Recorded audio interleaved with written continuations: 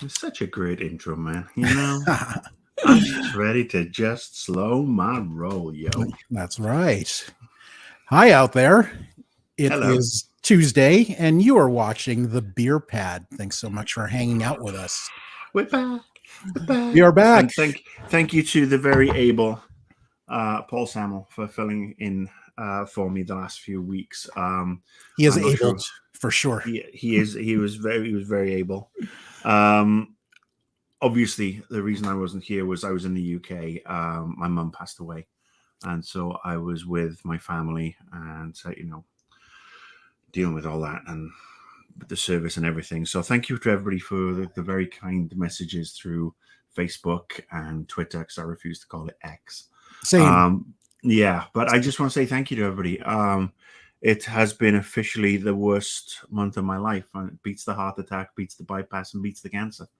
Right. I love my mom, as everybody does. Everybody loves their mom, right? So anyway, she'd want me to crack on. She demanded I would crack on, in fact. And so today we are cracking on, and we are back. And Ray, what are we talking about today, brother? We're talking about comic books, one of our favorite pastimes, specifically DC Comics. Look at that bat signal in the background. That's so cool. I totally want one. Except I want one that like shines an ice cream cone, and that will signal that it's time to eat ice cream. I don't know. I'll need to That workshop sounds like something Mr. Freeze would have. of the Arnold version. Oh, give me your diamonds. I predict a gold front. No. Chill. Yes. It's so awesome how he could get so much cheese out of that one word. Oh, God, he's a one-man deli counter. Cheese, ham, Oh, you name it, he can drop it. Well, absolutely. we love the Arnie, right? We do indeed. So we're going to talk about our personal 5 favorite DC Comics graphic novels or collected editions. And when we mean best, of course, these are very personal picks, and these picks will change. If you ask me to name the same list 3 months from now, I'm sure the picks would be different. And it really depends.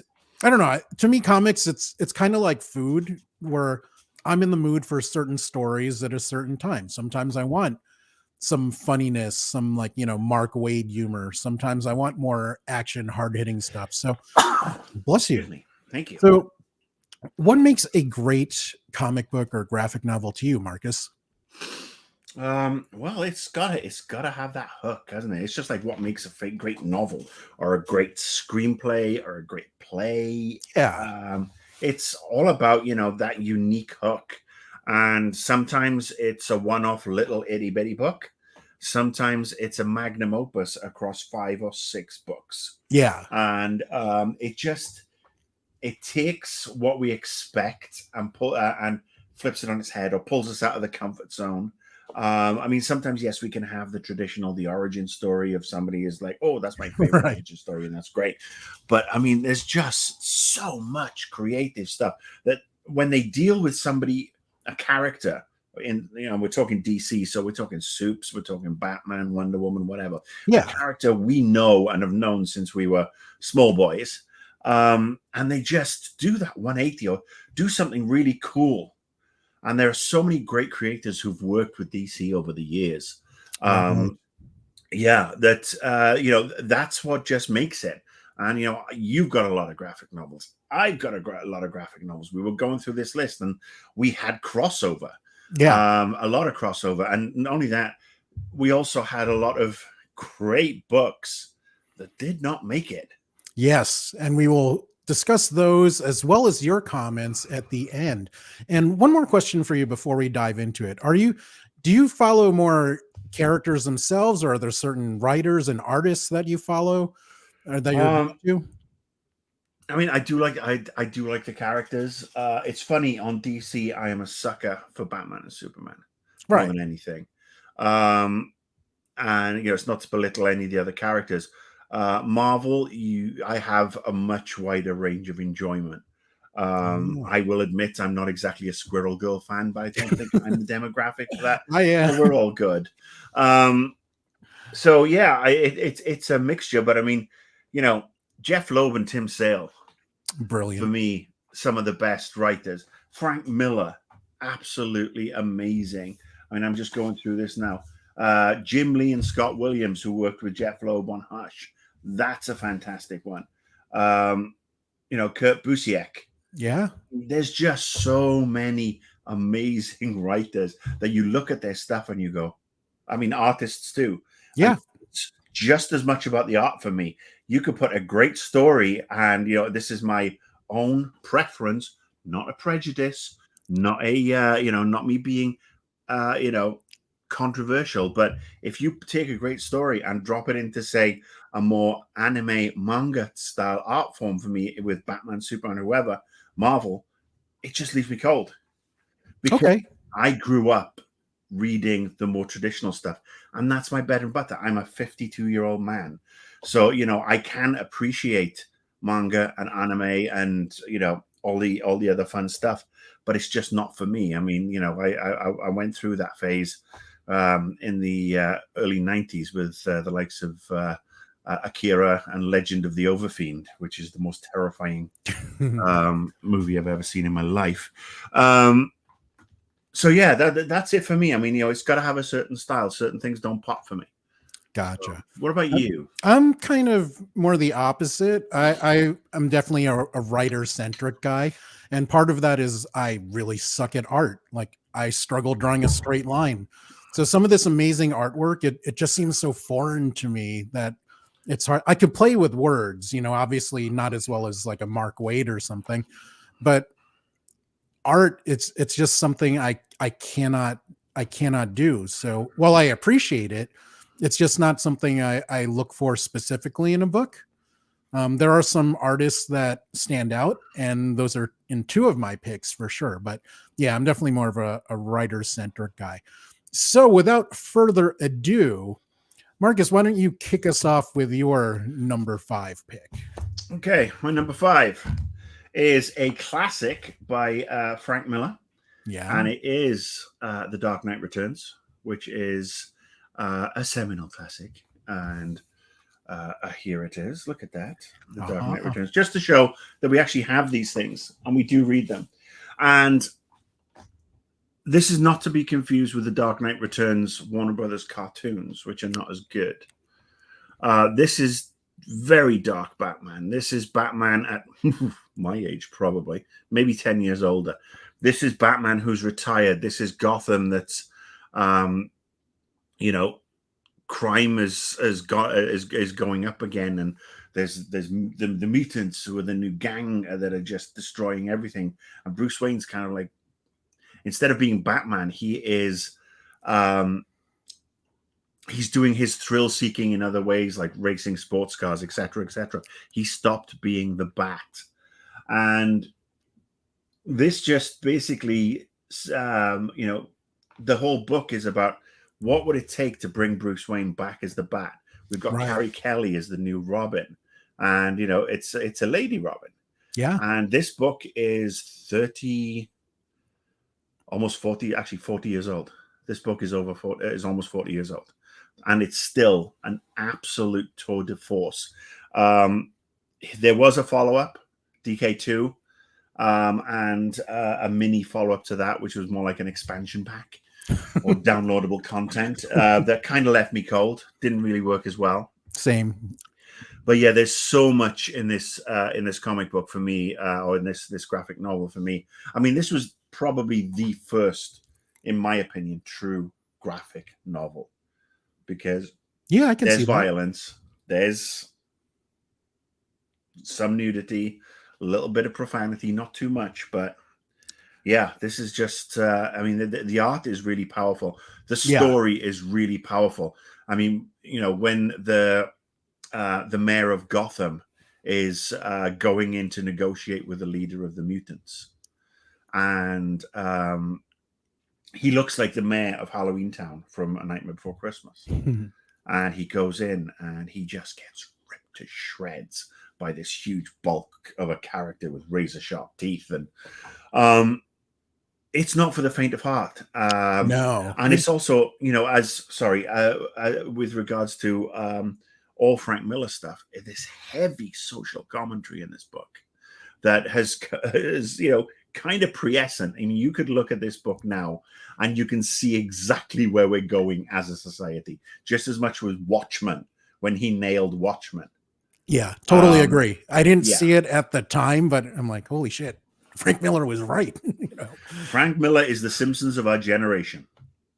And going back to the point you made about the art style, it perfectly suits this book because it just accentuates the brutality. Like when you said it's violent, you are not kidding. It is really brutal. So, and the art just fits that perfectly. Loved it. Yeah, it's just a great book. I mean, the battle between Batman and the mutant leader, the second battle, that's when you can finally appreciate what Bruce Wayne has done with his body.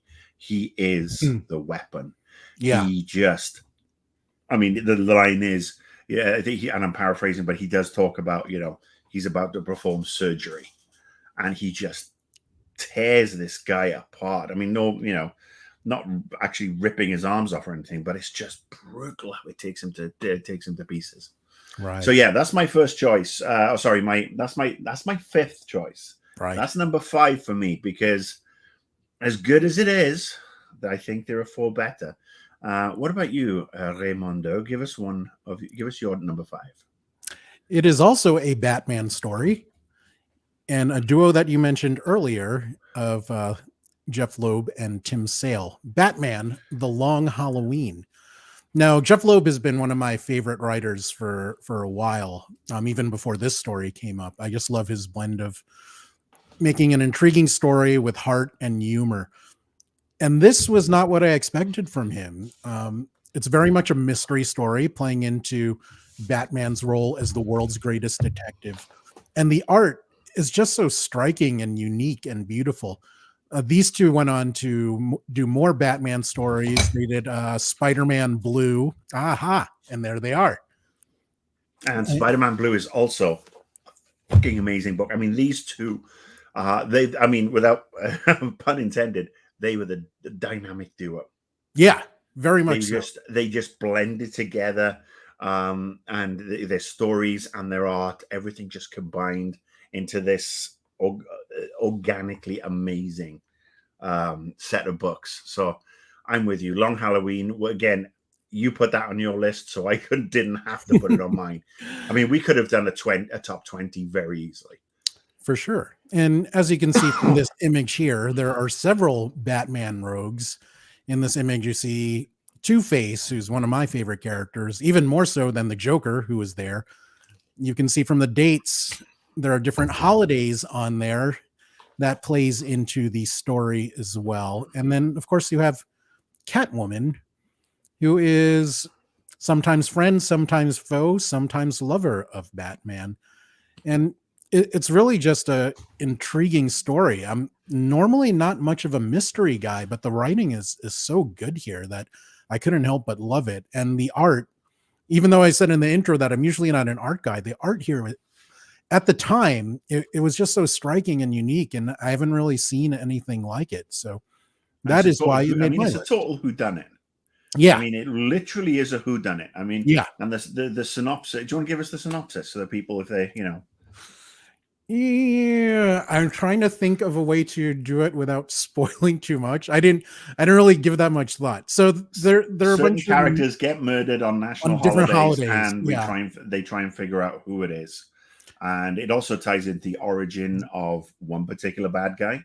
Yes. And so yeah, there's a lot of stuff going on in there, but they just pull these threads together and send you off down blind alleys, and then just pull you back, and just the whole denouement, if you will, which is French, by the way, for climax, I think, is really well put together. And that's where, Haunted Night and Dark Victory carry on. I think Dark Victory is actually the sequel.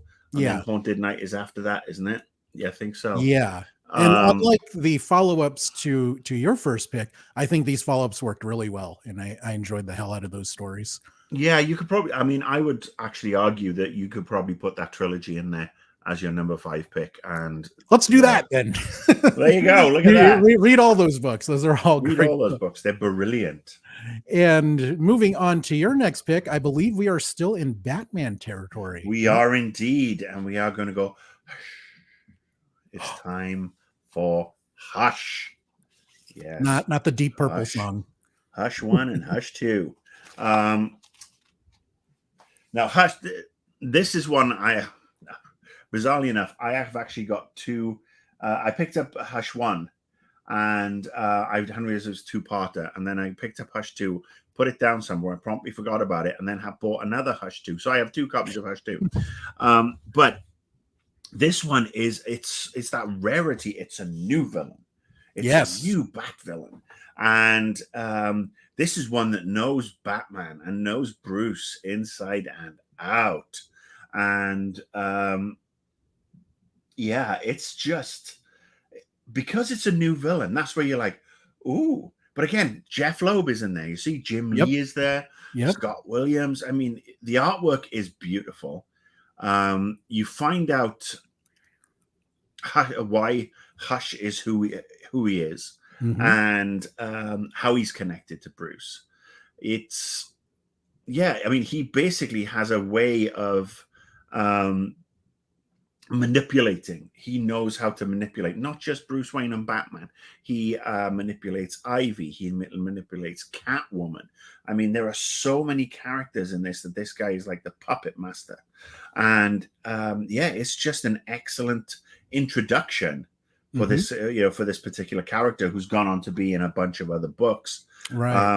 And when you find out, who it actually is, and I think this one is also another one that Warner Brothers turned into a cartoon. They did, which is, that one is actually pretty good, but it's, again, not quite as good as the books, in my opinion. But I mean, again, these are books that I will pick up and I will read at least once a year. I mean, in fact, once we're done here, I'm just going to plow through this pile that I have, including a couple of others. So I'm going to have some fun tonight. Anyway, Ray, your number 4, please. One quick note about Hush. He is so cool and calculating and effective, but there are certain points where you're almost kind of rooting for him because he's such an awesome villain. You're kind of like, yes, and like, oh wait, he's the bad guy. Yeah, so he's a total cocky asshole. I mean, you could actually, in another universe, you could see him being Batman. Oh, for sure. Just different circumstances, but cut from the same cloth, for sure. Literally, in some cases, yeah. And my 4th pick is also a Batman story. And look at that. We're batting it up today. Look at this. We are batty. Yes. Does that make us a batty voice? Sorry. Okay, there you go. This is another one that we talked about as a favorite for both of us. Now, this is a controversial one. Because this did cause a lot of controversy when it was released. So I will let you. So Batman, A Death in the Family is a story with Batman, obviously, and the Joker. But the big news here, spoiler alert, is that Robin is killed, the second Robin. And the way they handled it was really unique. They had were they 900 numbers at the time? I can't even remember in the US. I was in the UK. We weren't invited. It was blatant racism. So fans could call in and decide whether Robin lived or died. And this is Jason Todd. The second one, and who was not as popular as Dick Grayson. He was. He was more of a dick than Dick. Yes, but he later became really cool as Red Hood. But as Robin, I didn't really care for the character too much. But it was really cool that they left it up to the fans, and the vote was really, really close if the numbers are to be believed. And in the end, fans decided to kill the guy. So I don't know what that says about comic book readers here. And so one of the reasons this stood out to me, because at the time, no comic book deaths really impacted me because of the age I was at the time.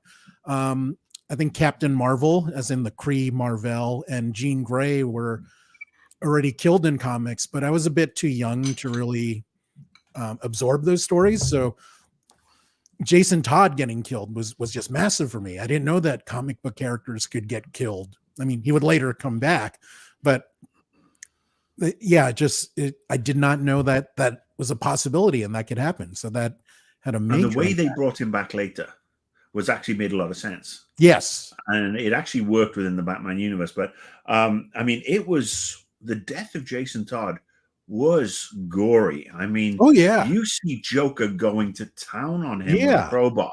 And it totally changed my opinion of Joker, because I'm like, here's this dork in clown makeup. But no, he literally beats the shit out of him with a crowbar And then blows him up. Yeah, just in case. To make sure. I mean, the only other time I've seen the Joker get that homicidally violent is in Batman Beyond Return of the Joker. Okay. The animated the movie. And the interesting thing about that is there's two versions of that. There's the regular version, but there's an R-rated version, which actually goes to show, and that follows on from Death in the Family. Yeah. I wonder. Go on. I wonder if they would do something like that again and leave a character's fate in the hands of the fans and do like an internet poll. Although those are so easy to manipulate. They're so easy. Anybody who's watched the Oscars will tell you. I mean, basically, it will be Zack Snyder fans voting for, Suicide Squad or something. I don't know. Yeah, so let's keep that out of it. Let's keep that out of it. But yeah, Death in the Family is such a disturbing book. Oh, I forgot to flash the art. So, and this image is just, it's so striking. You can see obviously the condition that Jason is in. He's had better days, and beaten like an egg. You cannot see Bruce's face, but you can tell just from the shadow, how traumatized he is about holding his dead ward. In his hands. I mean, the reason people didn't like Jason is that, when Batman found him, he was trying to boost tires off the Batmobile. The Batmobile. That's right. And, he was a dick. I mean, the only other Dickie Robin that we've had at that level is Damian Wayne, who is Batman's son from biologically. Talia al Ghul. Yeah, biologic son from Talia al Ghul, who's raised by the League of Shadows. Although I find him funny, though I find Damian he can be funny. He can be funny, but I mean, at the end of the day, he's still a dick. But Jason was the first monumental dick who just he pissed everybody off. And he got his just desserts. Yeah. And it's funny how you mentioned Damian, and that kind of ties into, that side of the family ties into how he comes back. But I don't want to get too much into that. So let us move into your number 3, which is not a Batman story. No, it's not. It's a Superman story, and it's Secret Identity. Now, this one, I don't know if many people are going to be familiar with this. This is more of a left field choice for many, but for me, it is all time one of my favorite Superman books because it's not about Superman. It's about a kid named Clark Kent who lives in the middle of Kansas, not in Smallville, and he's called Clark Kent because his parents thought it would be funny. His last name was going to be Kent anyway. They were living in Kansas. His parents thought it would be funny to name him Clark. Now, so his entire sort of like puberty, up to puberty, actually his entire life, birthday gifts and Christmas gifts are always a plethora of Superman stuff, suits, plushies, action figures, comic books, and he's thoroughly sick of it. And then he finds out he has some powers because, hey-ho, meteor crashed nearby when he was being born. Wavy waves are in the air. And so he decides one night, one Halloween, to own it and dress up as Superman. And something happens. He ends up saving the day. And this new Superman is born. So it's actually a great observation, I think, on, just stepping out 1 degree away from the actual characters. You do have a Lois in there, but her last name's Chowdhury instead of Lane. And this, this Clark does want to be a writer, but he wants to write books. And so, there's a whole bunch of different things going on there. And it just basically tackles what it's like if it was a you or I who reads the comic books and then suddenly ends up getting powers for ourselves. And how do you balance that? How do you balance that in the world right now? Or, I mean, this is a few years old, so it's I think it's pre-selfies and social media. But it is still to a degree, tracking, how does he get from A to B? How does he go and help people without the military getting involved? And we saw some of that in Man of Steel, the movie by the awful Zack Snyder. He'd obviously lifted from this one, which was actually a very smart choice to do. So yeah, it's just an excellent book. It's a one-shot. It's a one-off book. I don't know if there's a sequel. I don't care if there's a sequel, to be honest with you, because I am so happy at reading this book every year. It just makes me smile, and it just taps into that thing every teenage boy has of, oh, wouldn't it be amazing if when I turned like 14, the powers kicked in? Wouldn't that be great? And so, yeah, I thoroughly recommend Secret Identity. It's readily available in many places. It's interesting. You had one cover, and my version is a different cover. So, but yeah, yes. I think the one I had was just from the first issue, and that's the collected cover. This is the collected stuff. The only pick on your list that I did not read, and now I definitely want to read it. So thank you for that. No, thank you. All right, your turn. Number 3, please. 3 me. Also, not a Batman story. I am going into Green Lantern, specifically Green Lantern Rebirth. So Hal Jordan, who for many people around our age was the Green Lantern, he kind of got messed up and turned into a villain initially before dying and being turned into like this next Spectre, which didn't sit too well with fans of that Silver Age Hal Jordan. So Geoff Johns, funny story that I will tell you about him later. He decided he wanted the old classic Hal Jordan back, not Spectre Hal or Parallax Hal. So he made excuses on why all this weird stuff happened to Hal, and they restored him to his proper heroic, noble self. And this was so delightful for me. As much as a new generation loved the Kyle Rayner version of Green Lantern, Hal was always my guy, and it was so wonderful having him back. And Geoff Johns did a massive job bringing this character back, explaining to a younger audience why he was so cool, and integrating him back into the DC universe proper. He would later do the same thing with the Flash, Barry Allen Flash. So this was peak Geoff Johns to me. I think this maybe 5-year stretch before he became weird and kind of ineffective TV executive for Warner Brothers. Yeah, I think you should stuck where he was. But hey, you've got to try something new. Yeah, I'm with you. I mean, Parallax, Hal Jordan was good for about 3 books, and then there's like,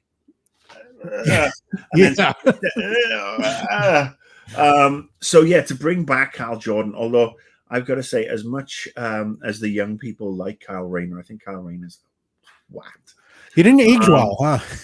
No, I actually I have always been split down the middle between Hal and John Stewart. John Stewart, I think, is a fantastic Green Lantern. Yeah, and I actually hope that when we get to see him in the DC cinematic universe, it will be John Stewart, because just because we need him in the universe. And that's Jonathan H., not the Daily Show John Stewart. That would be exactly. a weird Green Lantern. Yeah. But he'd be so funny with the zingers. Anyway, so yeah, that's I'm with you. The other Green Lantern book that I actually like is Blackest Night. Oh, yes. Yeah, very much. That one's because again, I have this sick and twisted side, and Blackest Night is just it's so twisted. But yeah, I totally validate and support you. Not that you need my validation or support. But Rebirth is a great book. I very much appreciate your validation and support anytime. So, as I mentioned, I do have a Geoff Johns story. A friend of mine that used to work on PlayStation, he was friends with Geoff Johns and introduced us at a party, and I was pretty lit. And at this point, Geoff Johns had kind of, in my mind, jumped the shark. And I think I said something to him like, "What did you do? Do you I need asked- to put an apology out there to Jeffrey Johns?" No, because I think this is hilarious. I asked Geoff Johns what it was like being a poor man's Mark Waid. Oh, dude, not cool. Not cool. He doesn't even remember it, and I'm sure You he never didn't know. You might give a have actually shit. caused his career spiral. He might have left DC Books directly after that to go and do TV because he just felt so crushed. I think you need to apologize because Geoff Johns has done a lot of good shit. He has. He's done some amazing comic books. And Apologize. Apologize. I am Jeffrey sorry. Johns. I'm sorry for the insult, but I really do think Mark Waid is better than you, Jeff. So, I mean, that's just the writing I like. Fair And enough. as much as he didn't become the Kevin Feige for DC, he got massively paid, so I'm sure he's fine with that. Yeah, I'm sure he doesn't give a shit. Yeah. All right, my turn. Yes. My turn in number 2. Also not a Batman story. Not a Batman story, but oh, look whose name is on this. Mark Waid. He's like a better Geoff Johns. That guy. And it would be this one, Superman Birthright. The origin of the Man of Steel. And it is an origin one, but it's actually a very cyclical origin one in that it's it's very much like an Ouroboros, the snake eating its own tail. And it is one of the titles that have been that's the basis for James Gunn's Superman Legacy. Yes, that we will due to get in 2025. So yeah, this one is just it's an origin story, but it's a twist on the origin story. It delves a little more into Krypton, and that's how with Krypton it basically starts and ends there. Luthor's the bad guy as always, but he gets a good kick in, which is good. But it goes to show a lot of just the usual stuff. And obviously, I love this as a book because it's probably my favorite origin story of Superman. Okay. I'm not sure I'm going to love it as part of Legacy. Now, there are 3 or 4 different books that he's using. All-Star Superman is another one. Superman Brainiac is another one. So there's going to be a lot going on there. But I'm just kind of sick of Lex Luthor. And I don't know what it is. I am just wary of a Superman. I've still got, I've got Zack Snyder's aftertaste, and I really just don't like it. Did Mark Zuckerberg ruin Lex Luthor for you? I didn't think he was very, very good as Lex Luthor. The only time he was good as Lex Luthor was in the Jimmy Kimmel skit. That was great. Where you have Affleck and you have Cavill and you have Jimmy Kimmel going, "Look, he's totally Batman." He's Batman. Say something.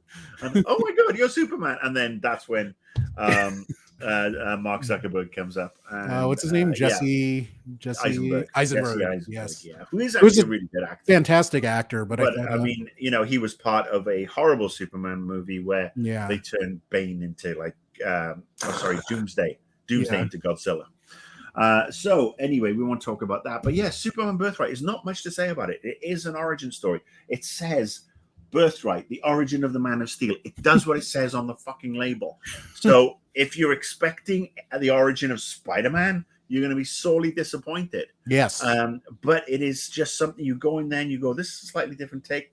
I kind of like how this works. It gives us a better view of Krypton. No aluminum foil in sight. And so, I just, watch it, read it, bite it, love it, chew it. Tangent time. In retrospect, Kevin Spacey was a great Lex Luthor. Just, knowing what we know about him now, he makes he's a villain. So it kind of works. He's an acquitted villain. Yes. He got acquitted, allegedly. So he's an alleged villain. Yeah. Look, Gene Hackman. Yeah, so good. Gene So Hackman good. was in the first movie. He was, and he, just as good perhaps in the second, where he was like, trying to boss Zod and the crew around. But yeah, again, as a child, as somebody who was raised in the 70s and was like 6 years old, or maybe 7 when Superman the movie came out, when he whips that freaking wig off and he goes, Lex Luthor, the greatest criminal mind of a generation. Yeah, so I'm Team Hackman on that. Yeah. And Brandon Routh, I think, was severely underrated as he got hosed. he just had a bad movie, but he himself was great as he Superman. Had a bad movie, a bad script, and a bad director. Bryan Singer. I mean, now there's a man who allegedly is speaking not of villains. Yeah. So yeah, I think with Superman Returns, that the problem with that is that he couldn't be his own Superman. He had to be this Christopher Reeve light. Yeah. And it really did just fuck things up. And then, of course, it was a retread of Superman the movie with the real estate thing. Right. Really? Right. Luthor's got any. I mean, they made Luthor into a poor man's Donald Trump. At least, in some of the books, Luthor becomes president and actually does a better job than Trump. Yeah, the other thing is, don't forget, Super Kid. Yeah, I totally forgot until you mentioned. Yeah.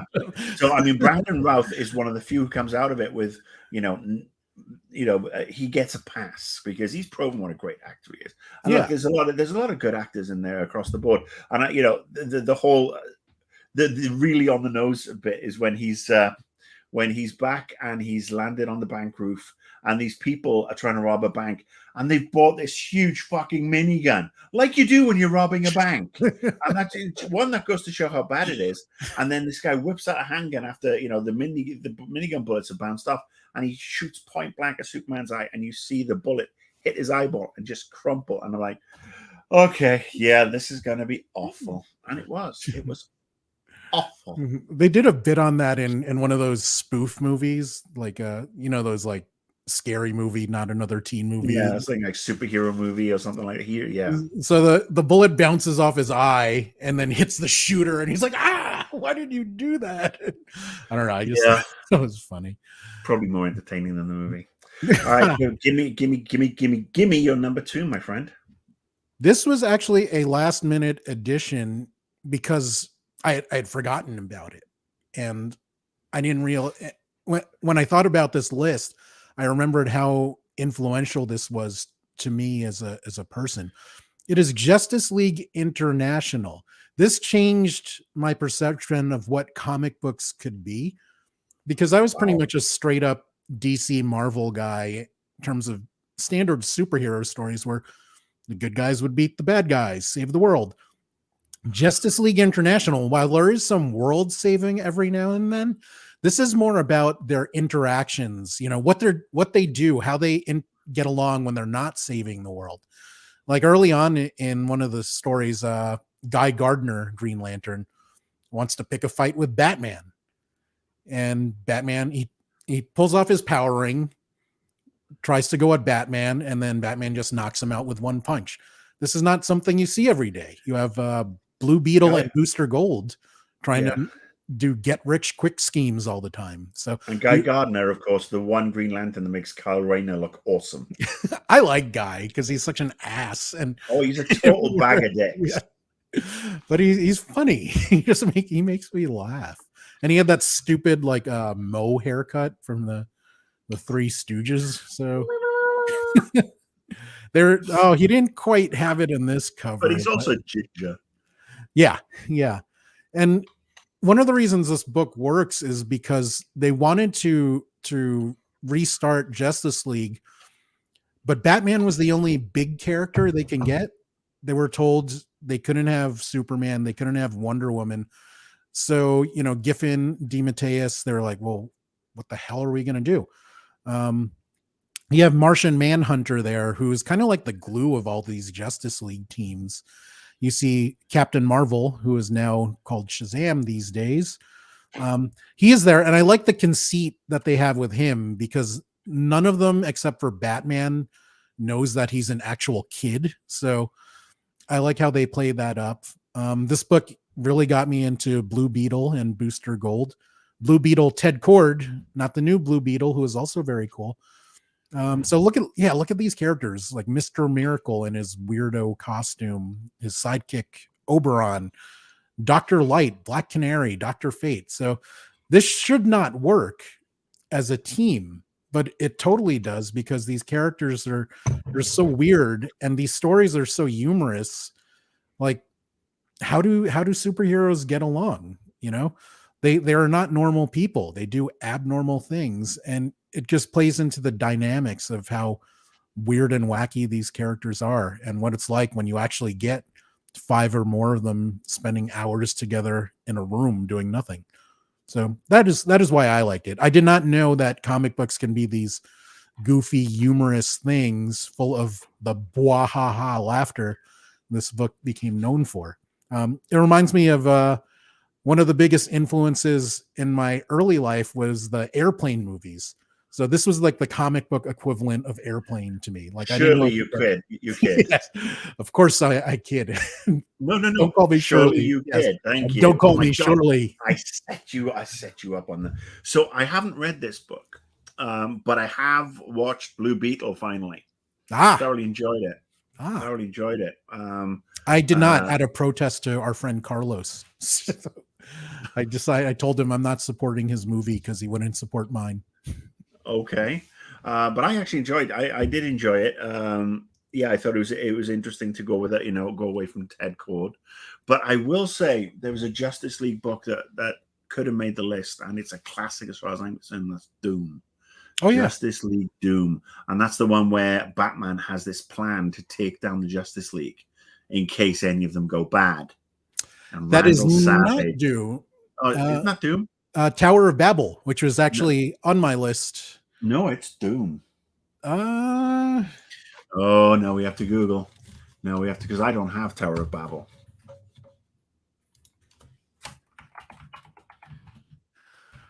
Tower of Babel is a 2000 comic book storyline, blah, blah, blah. Okay, summary. Tower of Babel deals with Batman's perceived betrayal of Superman. Yes. It is. Yeah, I apologize. But yes, I was obviously naming the comic book that it was the cartoon version, not Tower of Babel. So I sit corrected, but still I think it's brilliant. And yes, so I'm an idiot, but didn't you have Tower of Babel on your list and then you pulled it? I did. And partially because that is also a Mark Waid story, and I did not want to double up on Mark Waid, even though he absolutely deserves it. He deserves to be doubled up on. Oh my word, lucky boy! You know why? Because he's better than Geoff Johns. Oh well, he's just a rich man's Geoff Johns. He's the Geoff Johns I cannot afford, so that is why I like his stuff so much. All right, I actually would like to see Justice League Tower of Buble. Ooh, where it's basically Michael Bublé's the bad guy, and they have to defeat different plans based on his Christmas album. Michael Bublé is the villain we deserve. Michael Bublé is a Canadian treasure, and anybody who disses the Bublé will answer to me. Yeah, I don't know. We have a lot of Canadian treasures. Steve Martin, Bryan Adams. Steve Martin, yeah. But anyway, okay, so number 1 for Marcus is, drumroll please. Oh wait, it's just 2 of us. Drumroll, cheese roll, ham roll. All right, so mine is actually it's a big one. It is. That's what she said. These are the books that I'm talking about. 1, 2, 3, 4, 5, 6, 7 books. We are going back to Batty. Yes, I'm back to being a Batty boy, and I'm going to start off with this one, which is Batman Contagion. Now, Batman Contagion is all about the coronavirus breaking out in Gotham. Actually, no, it's just a case of the shingles. No, it's basically this disease that is manufactured and dumped in Gotham. And Right. people, Batman is racing to inoculate people and save lives, and Robin's there. I mean, the whole gang's there. It's Yeah. a party. Yeah. And so obviously it's it's slightly different. You don't normally deal with plagues and stuff like that have already been released. Normally it's the threat of, haha, I will press this button in 3 hours Right. and Right. everybody will turn into lizard kebabs, and with 1 minute left somebody breaks my hand off. So how does a Batman fight a disease? So it's a great Exactly. question. Love it. He injects himself with bleach. So he fights that, and I'm not going to tell you if he wins or loses because that will be a spoiler. But what happens at the end of the book, dun dun dun, is the cataclysm, which means that Gotham has a huge fucking earthquake. Now, Gotham is not built on bedrock, much like places like Metropolis. They're fancy; they're on bedrock. Los Angeles, not on bedrock. Where I live, on bedrock. I'm on the side of a mountain.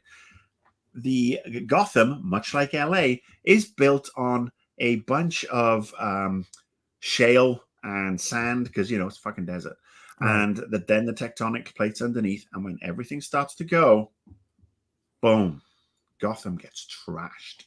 And then basically you have cataclysm, which is the actual earthquake, and how it affects Batman and Robin, and how they I think Nightwing's off in Bloodhaven.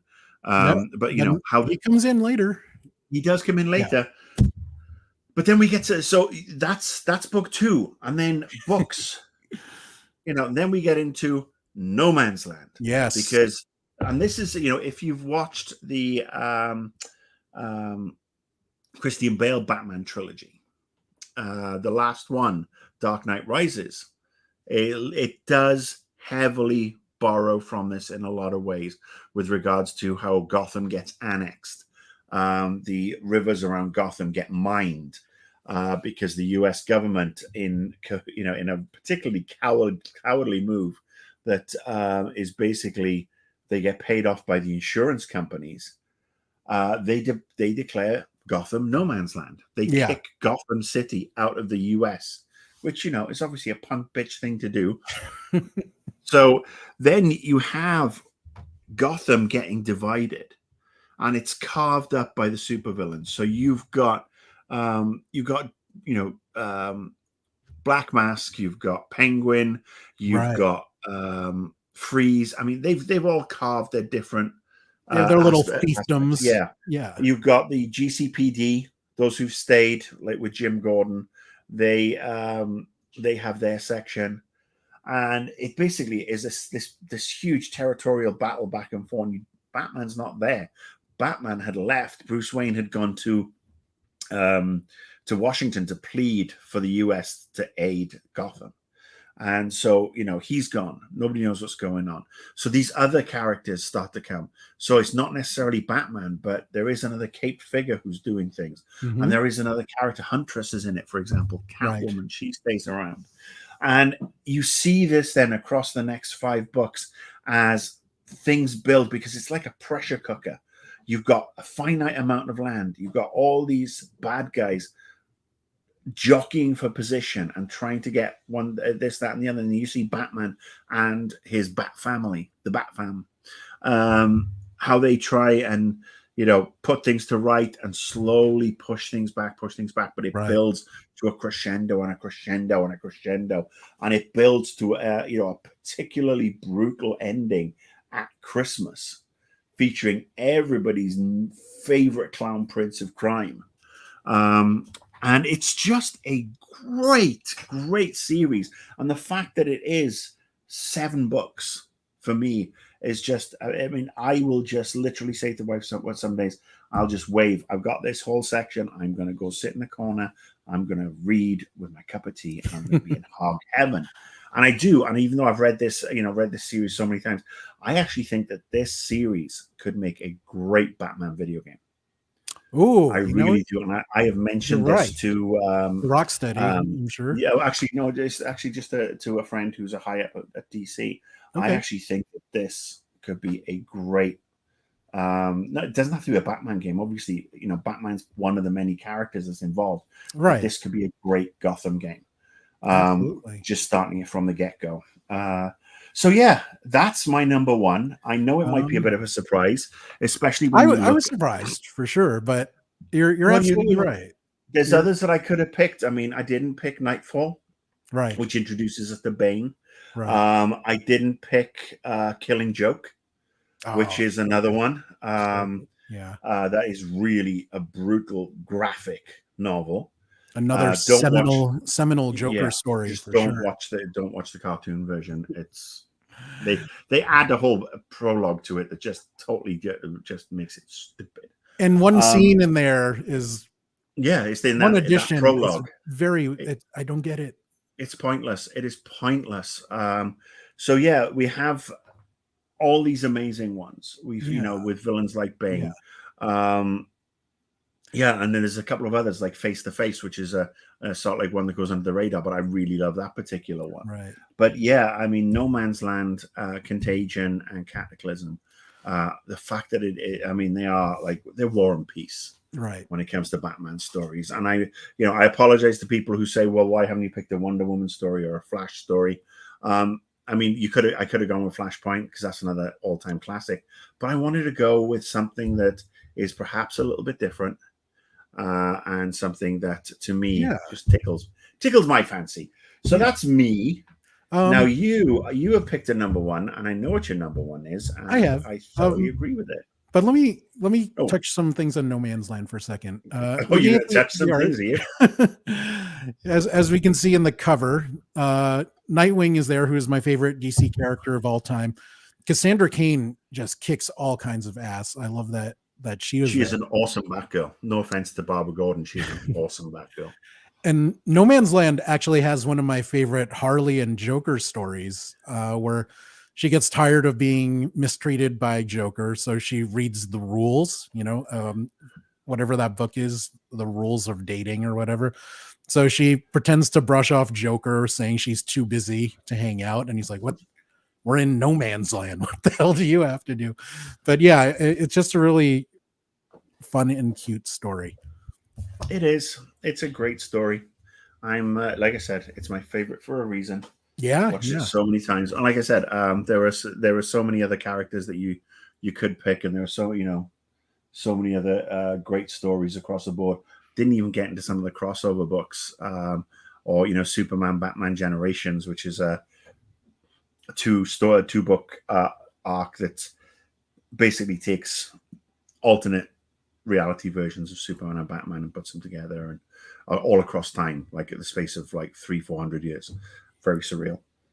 So going to my number one pick, it is a Mark Waid story.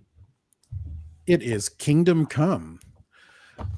Now, I mentioned again in the intro and my number 5 pick that I'm usually not an art guy, but Alex Ross's paintings are so good and so beautiful and unique that, you can't help. Sometimes I had to stop reading just to examine the panels and see all the stuff he has going on in the background, or sometimes just because his art looks so stunning that I'm just like, wow, this is. And if you get the collected version, this is the version that I've got. And if you get the collected version, then you look at the back, there is a whole breakdown of how Alex Ross did the art, who he based stuff on. Right. He modeled a lot of the characters on his friends that he knew, and used their bodies as models and stand-ins for the paintings. It just is so fascinating. Yeah. And it's one of my favorite aspects of it. You can see, so I thoroughly recommend this book too. But Ray, tell us why you love it. And this is really, Mark Waid is one of my favorite comic book writers ever, and this is just a stunning example of his work. I usually like his funnier stuff, but the story is so good. It's set in a distant future, so Superman is retired, Wonder Woman is off doing her Amazon things, Batman, she's delivering parcels. Yeah, sure. Amazonian. She has Amazonian Prime things to do. I could just imagine her slapping Bezos about. Yeah, all the superheroes we knew and enjoy, or I guess we still know because they're kind of ageless. They're all older. Some are retired. Some are watching from afar. Some, like the Flash that they have, was kind of like an amalgamation of Barry and Jay. He fights crime just by whizzing by the city. He doesn't really make any appearances to the people, but that's how he protects his city. And then there's a whole generation of younger heroes who are almost as bad as the villains. They, when they fight, they have no regard for public safety or property damage.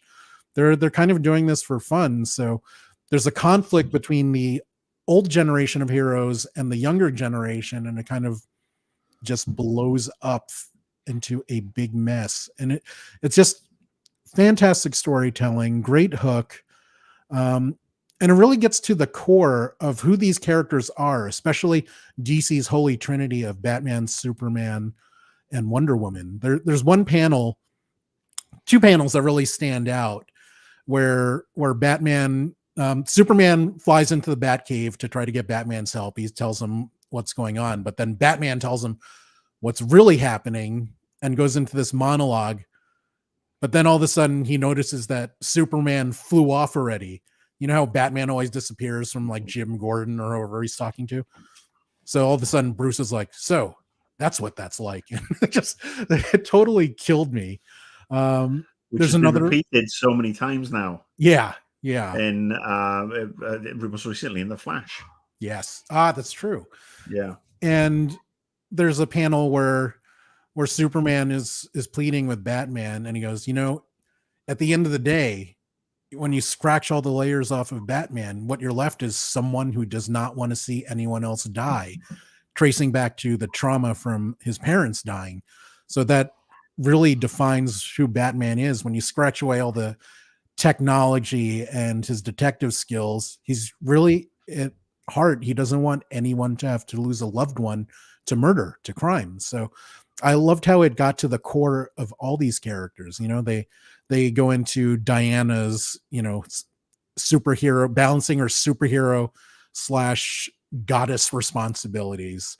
Superman being guilted into being a farmer because of something that happened that I will not tell you, because you should read this book. It is awesome. Yeah, I mean, it's the setup itself. I mean, the fact that it does kick in 30, 40 years or 30 years down the line, but it then tells us in little portions what's gone on before. And you see how Batman's dealing with Gotham now, and you see where Superman is being a farmer.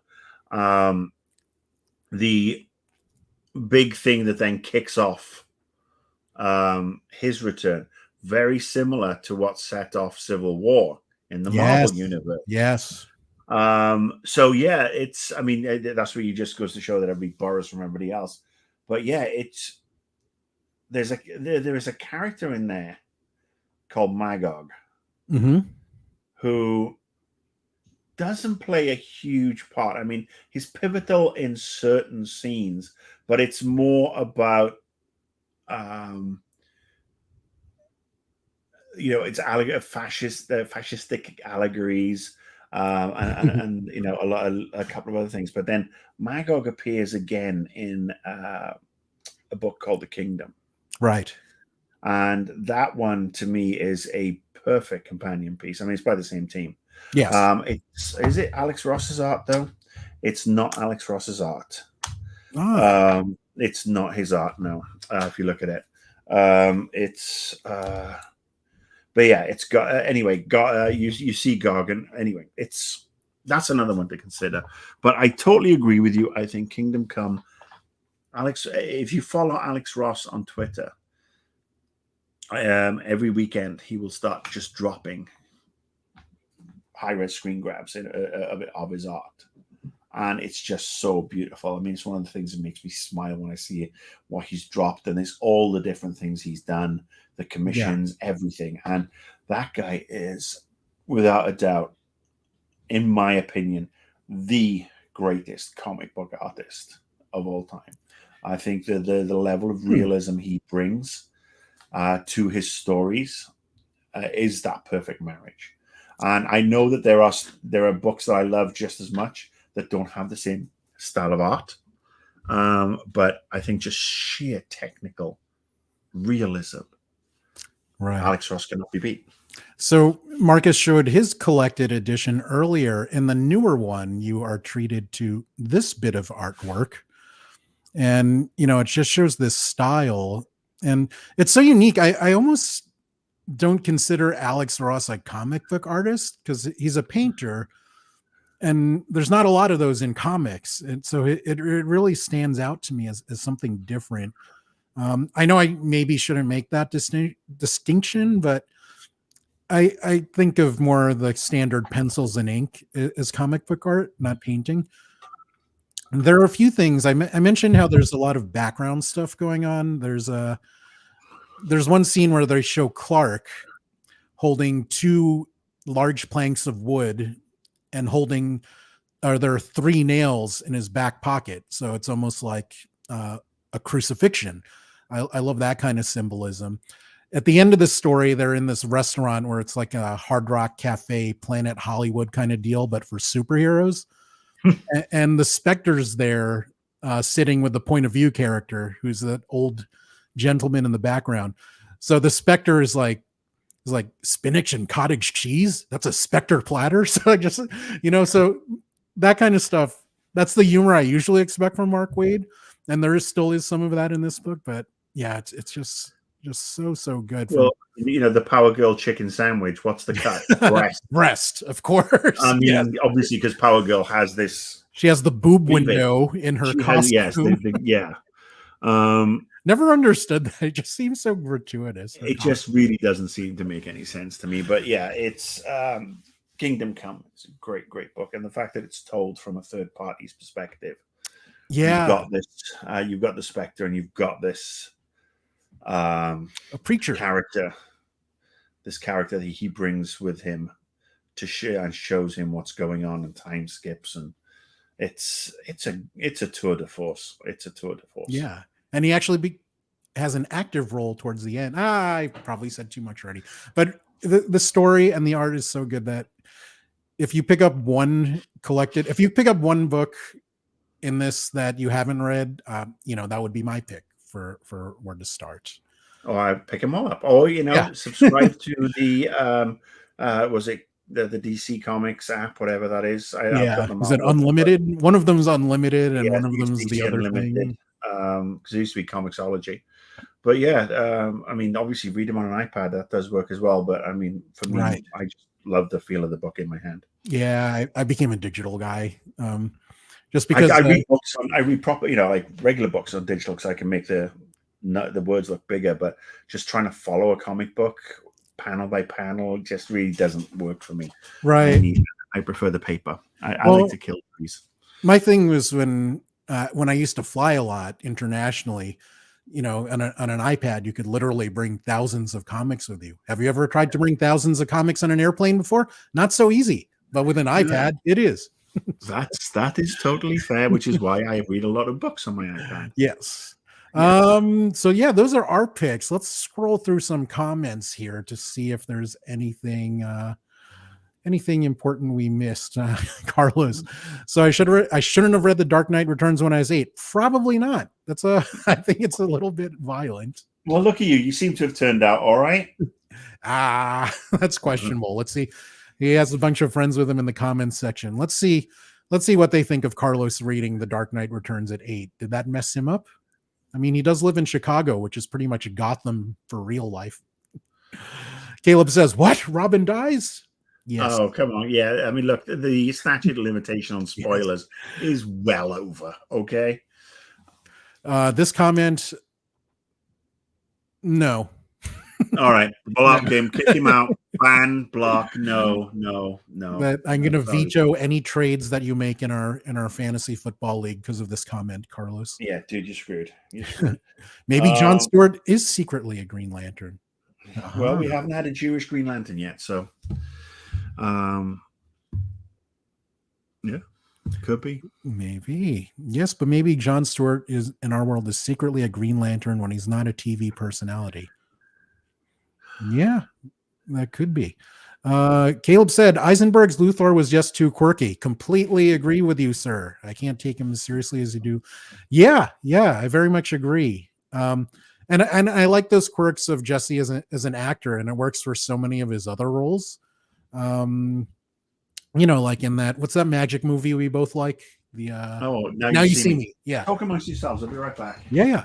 So yeah, I totally agree with you there, Caleb. Carlos says Brandon Routh was a great Kingdom Come Superman in the Crisis crossover in the Arrowverse. Yes, it was really cool to see him wearing that Superman suit again, especially the Kingdom Come Superman suit with the black background on the hope symbol. So I did like that. Nate, great to see you, sir. I find it odd that Ruth had to play Reeve Light, but Kate Bosworth didn't have to be a Margot Kidder Light or spit. Yeah. There's a lot wrong with that film. Let's just Kate Bosworth was just not good. I mean, I didn't think. Yeah, so. let's just move on. Let's move on. Yeah, I agree. Let's talk about something else. Let's Gotham PD must be. Well, I mean, 90% of them are on the takes. So. Well, I mean, you're considering that they're now with minimal resources, they don't have guns or ammo because the ammo's all run out. So they have to resort to things like bow and arrow. Right. The way they start to reclaim Gotham is actually really quite amazing. So yes, I recommend you read that series as well. Really do. I mean, it's not a cheap one, but. Nate says, I wonder if those retired superheroes, something like a VFW, where they all hang out, get drunk, and swap villain stories in. There's the Tower. Isn't it the Justice League Tower or the Justice League Watchtower? I'm sure they have an OAP section there where they can play bridge and cribbage and bools and shit like that, and in a safe zone for their stories. Yes, exactly. On the other side of that coin, search YouTube for Villain Pub.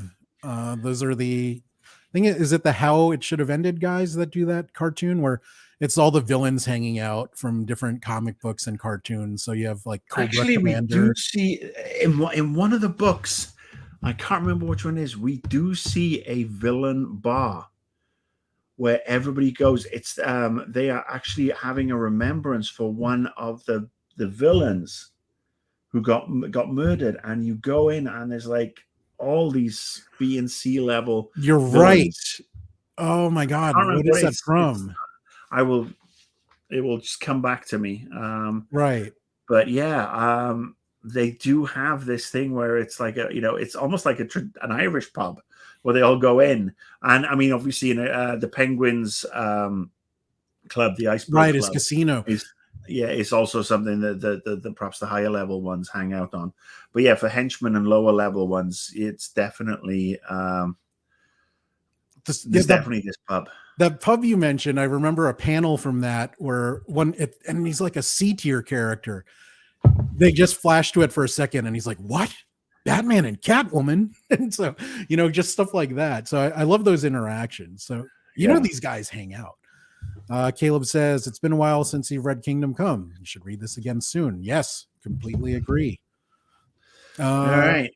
So, Watchmen. Well, we will actually. The Dark Side Bar. Caleb got it. Ha! Good job, Caleb. Now, what comic was it in? And while Caleb's doing that Googling, next week's show, yes, Raymond, we are going to do exactly the same thing, but with Marvel. Yes. Because you see, we're clever and innovative here. We thought we'll do DC one week and we'll do Marvel next. And not only that, we're super, super innovative because the week after, what are we doing, Ray? We're going to do our I want to call them third-party comics, but that doesn't make sense. Non-Marvel and DC. Yes. And we have some great picks for you in there and some borderline ones because at the time, Watchmen would have been in that category, even though it was integrated later. So we're not including DC and Marvel imprints. Yeah. In these two lists, but in 2 weeks you will see V for Vendetta, Watchmen, a whole bunch of other ones that are going to be in there. I'm going to be picking some 2008 stuff because you got to go with Judge Dredd, or in my particular favorite, there's a Judge Death story. There's some crossovers in there. Fables is something that we could look at. There's The Darkness. There's Wanted. There's a whole slew of stuff that we can cover off in 2 weeks' time, and it will give Ray enough time to actually read, put down his manga books, because obviously anime is not included. Because I'm vicious and biased. I kid. We put in whatever you want. My top 5, your top 5. So yes, there will be some Dark Horse stuff in there before they were bought out and shit. But stay tuned next week for our Marvel content. If you like this video, please give it a like, a thumbs up. Subscribe. All our social media is up there. If you're on YouTube, hit the notification button so you know when we're streaming and going live. Thank you guys who watched us live. And share, for God's sake. Build up our audience, for God's sake. Share. Baby needs a new pair of shoes. And we will see you next time on the BeeRPad. Thank you for watching. Say goodbye, Marcus. Same bat time, same bat channel. Laters.